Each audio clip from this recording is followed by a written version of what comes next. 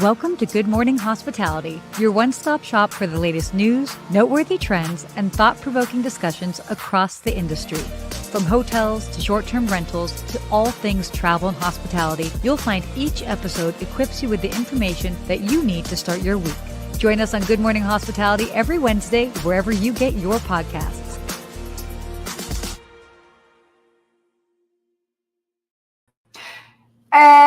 Good morning. Good morning, Sarah. Good to see you. Good to see you as well. I know there's two of us. Yeah, what's going on over there? Who have you brought to the show, Sarah? No one told me. Not a second, Sarah. So I'm here, actually, I'm in Miami. I'm down the street from you, but I'm here with Adam Bussell, who is the managing director of the AKA in Brickell. Hey, Adam. Hello. Good morning.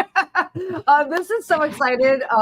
So cool because, we've got Adam on as kind of a co-host for today. We'll talk a little bit about what's happening in the AKA here, Brickell, and then kind of dive into our topics after that. I love it. Yeah. So fun fact, and why I think this is actually so perfect for what we're doing. I used to work with Adam. Yes. I'm sorry, Adam. How was that? I was a little apprehensive at first. You were right. Okay, to be fair, you passed on hiring me at first because I was overqualified. Yeah, we thought you were overqualified and you would just leave us. Yeah. But I stuck around for almost 9 years. Yep, so I was wrong on that one. Yeah. Well, you see, but now you guys are together in Miami. Having some good time, and we got to tell the listeners we miscommunicated this morning. We should have been all together this morning in Miami, but we'll meet up and we'll make it happen. I know, listeners, you always love when we're in the same room and putting on the live show. But we're also gonna have some fun. But what's been going on? Why are you here in Miami? Yeah. Oh wait. Oh, who me? Yeah. You. Why are you here? Me. I live here. Okay, that's true. Good point. Okay. I'm here because I've been here for Sea Trade. So the really big cruise conference that happens every year. By the way, it is phenomenal. If you have just even as a hospitality professional, even though we have hotel backgrounds, it is so cool to see what they're doing. And they're just so forward thinking. They're really trying to just do really new things. And so I got to speak on a panel yesterday talking about social media and hospitality in the cruise industry space with Bill Panoff. You know him probably from Porthole Cruise, the magazine, and then also a dear friend, Scott Eddy, and some other individuals as well. So definitely had a good time yesterday. And it's nice to be here, but I was like, I have to come check out Adam's hotel. I love it. I love it. He's got a great hotel. And I just got back from Vegas. So I was in Vegas for my brother's bachelor party. I survived. Yeah. Ooh. It was a great time, but I got to walk around some amazing hotels and see what was going on and get to learn a couple of things as well. I had to mix it in there during that time, but it was a lot of fun, which we'll talk about later on. But we're all close. It's close. Oh my gosh. Okay, well, let's kind of kick things off. Adam, tell us a little bit about what's going on with AKA Brickell. Like what should we be knowing about? AKA Brickell. We are right in the heart of Brickell, which is a city that is on fire within a city that's also on fire. Of good stuff, of busyness and buzzing things and travel buzz and everything. So, yeah, it's great. Brickell has become the kind of a new little financial hotspot. It used to be, 10, 15 years ago, everybody from Miami would go to New York Tuesday, Wednesday, Thursday. And now everybody from New York comes to Miami Tuesday, Wednesday, Thursday. And I worked in New York during that time. And it's so interesting to see that same sort of pace and feeling happening here. So, it's we have an amazing hotel here, AKA great brand, the world's most livable hotels, as we like to say. I love it. Started owners, 5 generations, family owned. And really, the brand started as long stay hotels and residence forward. We've now moved into more traditional hotels, which is what ours is, but still has that residential feel to them. We also have a resident component to our building of 116 condos that we also have a rent out as hotel rooms also. That's awesome. Yeah, great time. And an amazing restaurant in our hotel. Chef David Myers, who Sarah and I know from our West Hollywood days, has an incredible Mediterranean style restaurant in the hotel that's on on our 25th floor, sweeping views of the water. Amazing spot to come to. Oh, wait, where'd you go? Wait, why can't I hear you? Wait, why can't I hear you? Can you hear me now? All right. Yes, did you mute yourself? Oh, you did. There's construction going on in the office here, guys. We talked about Miami's booming. Yeah. Miami's booming in my office next door to where I'm at. And so they're doing some emergency construction. So I'm going mute off. But I can tell you, I did that 50 hotels in 50-day challenge last summer. Mm-hmm. Stop by your hotel, and I love your outdoor space. You got a great outdoor area, the gym area that you built out there. The pool deck is beautiful. I'm a big fan of what you all are doing. So thank you very much. Thank you. Yeah, well, and I have to say, as somebody who gets to travel to all sorts of fun cities in the U.S., there is some sort of magic sauce happening here in Miami. Yeah, there really is. Like, despite whatever's going on, like in the rest of the country, and I mean, it's doing really well, and so it must be really exciting to be here and to be working here because you've kind. Yeah, we're walkie-talkie. We're in action. We're calling them downstairs. I love it. Didn't know this was happening. Someone call the manager. Fire alarm? I got construction. We got fire alarms. Yeah, I don't. Are they going to test it every 5 seconds? I don't think so. Sorry, guys. This is the live show, people. So in the comments, where are you watching from? Where are you watching this happen? We love sending and seeing these things. But I think we can hop into our show while it's going on because I don't hear it that loud. It's not that loud? Okay. No. Okay. All right. Well, he's talking about sprinkler systems and all sorts of fun things. But yeah, this is fun times. Okay. All right. I think he's wrapped up his. Yeah. We'll see what happens. We'll see what happens. It's all right. Well, at least we've got our microphones on. But guys, this is a live podcast. So exciting times. I like it. We need Kate Parrish up here. This is amazing. Real life hotel world. Yeah, it definitely is. Hold on, let's see. But we've got some fun things going on. I love it from Dallas, Texas. Thank you, Aaron, for watching from Dallas. Oh, Scott Nathan, I see your comment here. That was my bad, Scott. I know, Scott Nathan. Don't worry. We weren't meaning actually on fire. Yeah, exactly. No pre-recording here. We keep it live. So legitimate drilling going on next door to me. Fire alarms going on over here. A lot of good things happening. Very cool. Well, with that, should we dive into our first topic? Let's do it. All right, cool. Well, it would be remiss of us to talk about what's happening in the hotel industry if we didn't talk about what's been big in the news this past week. Tariffs. Our favorite word. And so, obviously this has been big in the news, but how is this actually going to impact us? Obviously higher costs, delayed renovations, less demand. But it is, this is like a real life sort of challenge and situation. What are you seeing, Steve? Well, with my drilling going on, I'm going to lean into the microphone here next door. But I'm seeing a lot of things happening already because even for a project I've been working on, we've been talking about that glamping project I've been working on for 2 years. Mm-hmm. We're now having to look at providers and builders within the United States when we were looking with outside. And the prices started to get so high this week that we really couldn't make those things happen. And so you can see it in the real world happening. And you're starting to see it now with a lot of the buildings going up just from this report. That internationally sourced materials typically account for like 15 to 20% of a hotel's development budget. Mm-hmm. And those costs are going up 10% at the very minimum. And so now people building hotels that are in the middle of construction are going to have to figure out what they're going to do. Yeah, definitely. So actually, Adam, what's like been going on behind the scenes, as much as you can share, obviously, with this talk? Are people nervous or just? Yeah, look, I opened a hotel in 2021 and also in 2022, and that was very, very difficult. You end up, like you're saying, look at some different suppliers and things. We now order eggs from 6 different people based on who has it available. So yeah, there'll be some of that, but I think it will be the development part for sure will be the hardest hit. Yeah. I can agree on that because we're in that stage right now where we were getting investors together. We had costs set up, and then all of a sudden you have to start pivoting very quickly. And, we'll see what's going to happen here. Just seeing Scott Nathan, steel, lumber, furniture is going to be tough.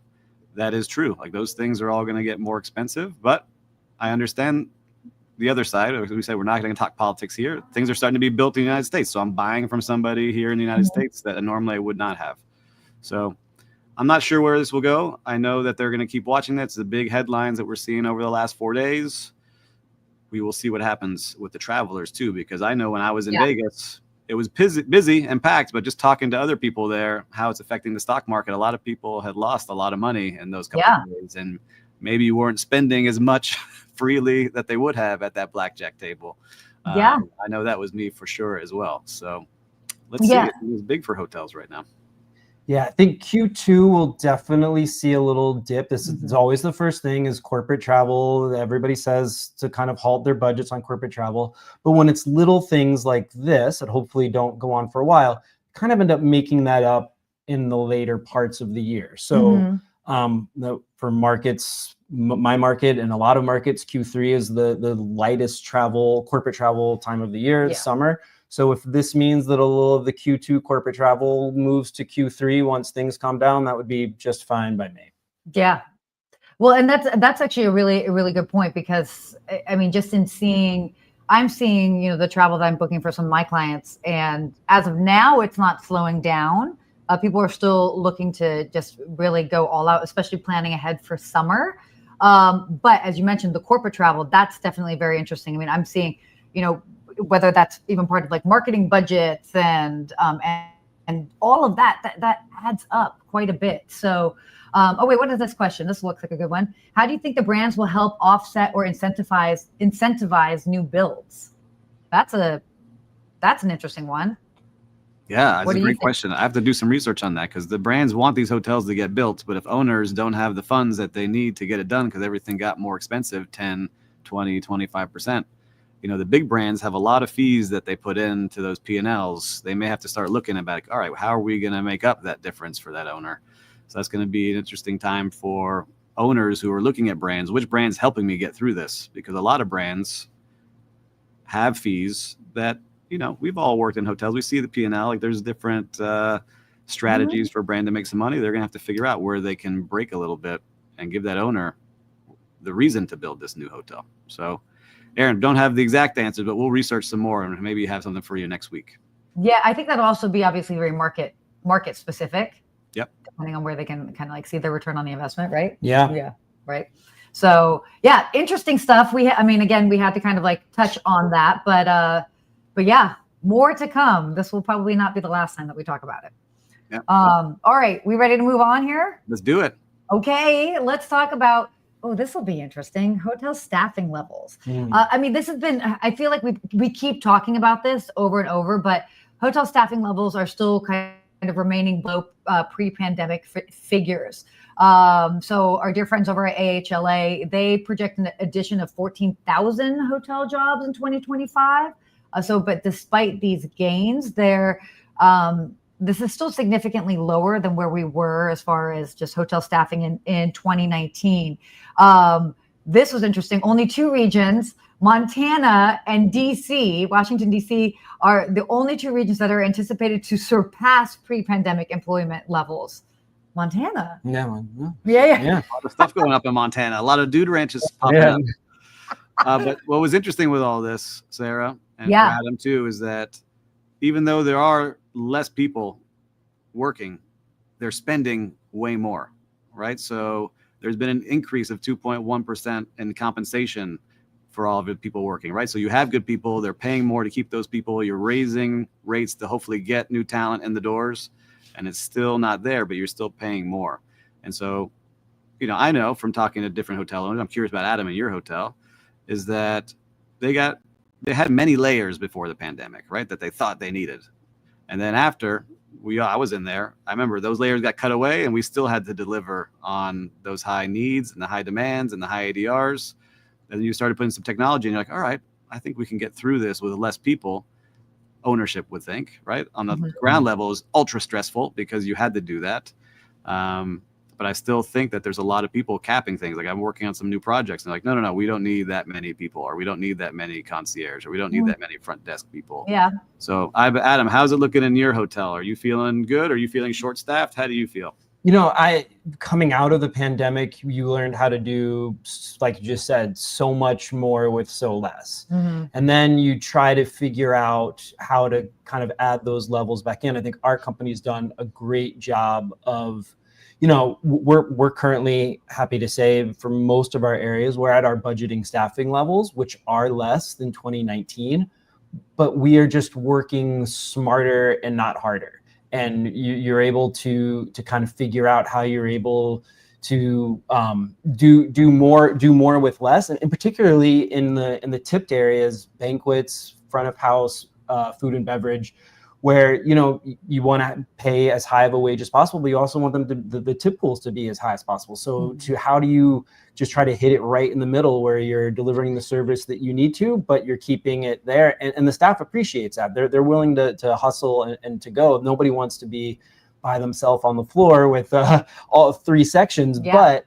so you kind of can figure out how to move it in that level and be able to do that. And like you said, the wages in Miami, hotel wages are 30%, some even more than what they were pre-pandemic levels. So just if there's going to be that much in wages, which is great, the industry needed that, we needed to correct that.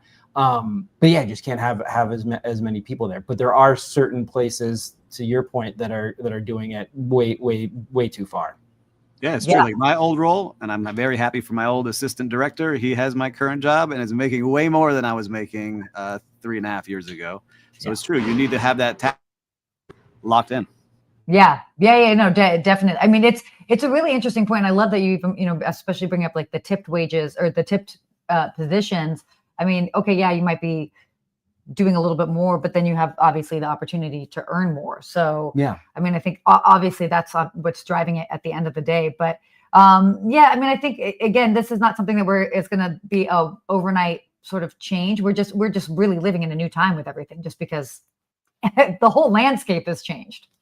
But what's cool though is the new technology is coming out. Like I represent some technology companies and I see what they've been creating over the last 2 years based on the needs of hotels. And it's just awesome to see like how much more information you can get on your clients. It's also great to see the experience you can give those hotel guests, because everything is smoother. They can get things on demand. They can serve themselves if they need. They don't have to wait on somebody if there's a line or it's busy. So I like seeing where this is going. I think there's going to be a nice balance between the two as we continue on. Yeah, definitely agree. Okay, guys, let's shift gears a little bit out of hotels and let's talk about what's going on just in the world of travel. You down for that? Sure. You were traveling a lot in your most recent role. Yes, yeah. It was all over. Yeah. So prior to this, are you okay to mention? Yeah, sure, of course. So prior to this position, Adam was working with Seidel. With Seidel Group and Nomad Hotels at a Nomad London. So I was traveling there a ton and different projects all around Europe. But yes, spent a lot of time the last few years in London. I mean, and that's also a really great sort of, it's not a learning curve, but just having the ability through that position to see what's going on, obviously, in different markets, but different countries, certainly. And then actually like being out there traveling with other travelers and seeing all of that. Yeah. So, okay. Oh, wait, what is this? Okay, hold on. So Aaron said, do you think bringing in more visible tipping automation for housekeeping would increase retention? Interesting. Tipping automation, we'll circle back to that. I know brands typically don't like the perception that it can present to the guests. Well, we have rolled that out as a company. And it's been going great. We haven't had any guest pushback. The staff loves it. It does generate extra money from them. It's automation? Automation, yeah. QR codes. The QR code. Got it. Sorry. So no. Well, that's like digital tipping. Yes. But like, I didn't know like tipping automation. But yes, digital tipping for sure. Digital tipping, yeah. Yeah, because nobody's carrying cash on them anymore. No. Oh yeah, no, for sure. So we all know, big fan, digital tipping. That was actually my last video I posted yesterday. So, Steve, you're laughing over there. I see you chuckling. I'm laughing because it's drilling so loud, and I'm just listening. So it's all right. It's all right. They just stopped. We'll go ahead and we'll talk about our next topic, which is actually Virgin Voyages. I love that we're talking about this because not this direction, that direction. Yep. Yeah. So we've got Virgin Voyages right over there, but they are the Virgin Voyages CEO is still basically maintaining their child-free strategy, and they, in the sense that they are doing child-free sailings, and they're doing well. It seems to be this untapped market. Virgin Voyages reported a 60% increase in revenue, attributing the growth to the fact that it is an adults-only cruise. This is very interesting. Okay, so actually, both of you guys have children. Yep. I mean, I think for this, I have a 3-month-old and a 3.5-year-old, and this sounds like absolute heaven. Yeah, I can agree. I can see. I watch that cruise ship go out all the time. Me I see too. it leave, and I'm like, where are you Yeah. taking me? Take me with you. Yeah. When do we get on there? But it's tough, right? Because you want to take your family on the cruise. I understand this. If I didn't have kids, it's tough going to Royal Caribbean or Carnival. There's kids running around everywhere, peeing in the pools. You want to be able to like enjoy your time where it's more adult focused themes and maybe the food is a little bit different. You know, I have not been on there. Sarah, didn't you go on that cruise ship? I have. I've been on a couple times, but I did chartered trips on it. So it wasn't like the full experience, but obviously, you know, you've got the restaurants. First of all, food's fantastic. It's fun. I think they do a really great job of keeping it hip, cool. What I've been told is for when it's open for the regular sort of passengers, they're selling cool. And I think that's really, they're tapping into a whole interesting market within the United States of people that are like, I just want to be in like a cool and a vibe right now. And so the food's great. The atmosphere is fun. It's not cheesy. And they definitely go all out. So you can party as much or as little as you want with it. But I think, I mean, and so they're doing so well, they're expanding. They will launch a 4th vessel, Brilliant Lady, in September. So it's amazing to see. Like these cruises keep getting bigger and bigger. There's more and more people that are enjoying that type of travel because everything's included. We talked about all-inclusive resorts before. This is that on the ocean. On the water. You get to go land somewhere. And what's great is for our city, now that you're in Miami, and I'm sure, Adam, you can talk about it, they need places to stay before and after. It's a massive part of our business. So the pre and post cruise stay is huge. So it's awesome. And particularly people that are traveling from far away, you can sometimes get 2 nights on one side and 2 nights on the other. Mm-hmm. And they're not weekends. They're typically cruising on the weekends. So they're filling Sundays and the harder days to fill. So yeah, it's an amazing area for Miami for the hotels. That's so good. Do you take people to the cruise ships or they have to get there? Do you have like a little? No. I mean, just curious. Yeah. Traffic is some of them do it, but the traffic is so bad. You would you'd get like one family and then you'd be done. Yeah. Oh, definitely. But it's so funny that you bring that up because sometimes, so being on the West Coast coming here, now granted, everybody knows I fly Delta and there's only one Delta flight that comes into Miami because it's an American hub. I get it. But even when I'm like trying to plan my flights in, if I've got a cruise, like I pretty much have to stay overnight, at least one night. And so, but I get in late enough in the day that I'm like, oh, well, I'm not really seeing Miami. So then I would want to stay 2 nights. So I almost feel like they're in cahoots in a good way. Yes. With the airlines to help strategize. I mean, ultimately ends up by benefiting everyone. Listen, I love the cruise industry here. I love seeing all the ships coming through. I watch them all the time and how they're changing and adapting. You're at Sea Trade right now, learning all the new things that are coming out. So keep bringing those people here to our city. Keep showing off what we have here. I love seeing it. Yeah, love it. Okay, why don't we, I'm looking at the time here, so we'll kind of keep it moving. Let's talk about our friends over at Expedia. They are sort of cautioning their approach to generative AI integration. Interesting. Expedia Group is integrating generative AI technology such as ChatGPT into its platform to enhance customer experiences. But they're kind of trying to do it in a balanced way. So, okay, Steve, you were huge in the whole, what are your thoughts on this? Well, you're going to hear the loud drilling going on in my office right now as I talk.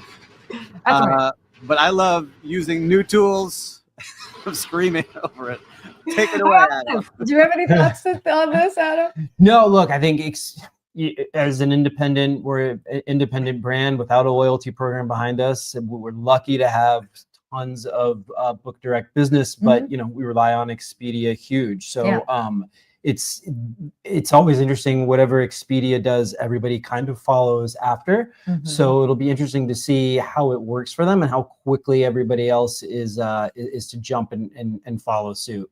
Yeah, no, and that's a really good point. And it's not just Expedia, because obviously this will sort of like trickle down or just like bleed over into a lot of the other OTAs.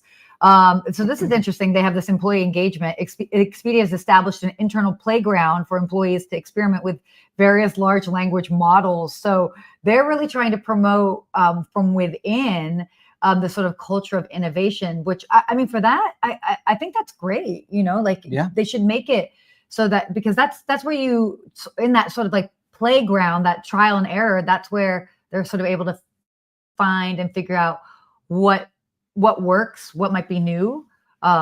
So yeah, I mean, I just used it for our trip in Las Vegas. Like, we had to plan a couple things when it was downtime. It gave me a bunch of great ideas, not using Expedia, but using ChatGPT. Yeah. And it also gave us ways to like budget and how to split up these giant payments we had, and it gave us tools to use. And I just think there's 1,000 ways for use it for traveling and for planning. It just makes things way easier for me, at least. I've been using it every day, multiple times a day. Yeah. So did you use the operator to do like any fancy things with it? 100%. It made us, we couldn't get a reservation at a restaurant that we wanted to go to, and we let operator in the background keep booking until it got booked. Oh my, wait, oh my gosh, that's crazy. That's actually going to be really interesting. I need to play around with that for some of the hard to get reservations and things that I find myself in. Have you played around with it? No, not on that front. That's a really good idea. It's very cool. If you can try operator, you have to pay the $200 a month for right now to play with it, but try it. All right. Why don't we just shift gears, if you're cool with that? Talk about our real-time recap. I get really excited about that. I have to do that every time. I don't know. So yeah, for those that might be new to listening to us, we always do sort of a recap on what we've seen in the world of hospitality in the past week. I always feel, and I talk about this actually in my talks, that it's very much like if we train ourselves to find good hospitality, we end up creating more of it. So yeah, did you have any interesting hospitality moments that you saw this week? Or Steve, I don't know how your sound is. My sound's good now. I got Will in the background. It's like you're just like a reporter in the storm, so screaming through a microphone. So that's what I'll do, but it's quiet now. I went to Las Vegas, like I mentioned. I stayed at the beautiful Fontainebleau Hotel in Vegas. Really enjoyed it, but there was one employee I want to give a shout out to. It just arrived, and I was just looking for like a cafe to go to, and I saw a security officer, and I wish I remembered her name, but she was the sweetest lady. She's like, "What's your name?" I said, "My name's Steve." She's like, "Steve, let me show you around." And she showed me around this whole hotel lobby area, which is gigantic, and spent like 20 minutes with me just kind of showing me around. It was just the nicest person. And for me, that's the little things in a gigantic hotel like that in Vegas. That one security officer who was so nice took the time to like show me around. That's so funny, because when I was in Vegas in January, I took my mom there because my mom, we were walking through all the different hotels and casinos, and we walked in kind of like, definitely like wide-eyed, like not knowing where to go. And a security guard. So this is probably part of their training, because security guard approached us and was like, "Hey, where do you need to go? Like, have you been here before?" And he pointed us. It was so interesting because you're not expecting that from a security guard. Was it a woman? No, it was a man. Okay. So, but that just shows you that that's something that they're doing. Yeah, it was great. It was excellent. I felt like, wow, this is a great way to start the trip, and just having someone so nice right to start the day and show you where you're going and get the lay of the land. So shout out to the Fontainebleau in Vegas. Beautiful hotel. Nice. What have you seen? You know what? I saw, it was Ultra Music Festival in Miami 2 weeks ago now. And it's one of the busiest times of the year. And there was a lot of hotel collaboration with our hotels that are, our competitors and our normal scene. People were oversold, people were walking. There was situations where people had run out of things, and there was just a lot of hospitality between the hotels. Oh, that's cool. And that time, people share staff, and we know that, and people were open on that. So it was a really nice. Other general managers in the area, other directors of operations, just a kind of a nice team neighborhood feeling between everybody on what's a crazy week for everybody. That's great. I love that. I mean, and because again, it's like, it's all showing you that we're all in it together and kind of showing that camaraderie between the different properties where they might immediately be like, oh my gosh, you're on my comp set. Like we can't play like that. But I mean, when everybody's busy, everybody's winning. Right.